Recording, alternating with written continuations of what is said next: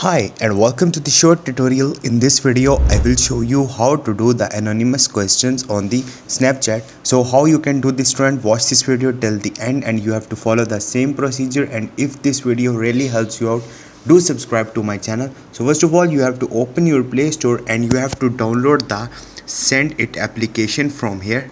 Once you will do it, you have to download this application. I have already downloaded and installed it on my phone, so I simply open this application from here.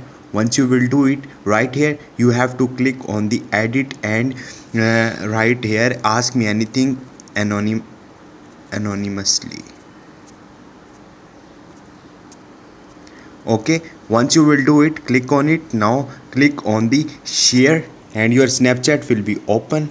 Now you have to click a picture and you have to click on the send to and you can simply share it on your story as well, according to your choice. So this is the way how to do anonymous questions on the Snapchat.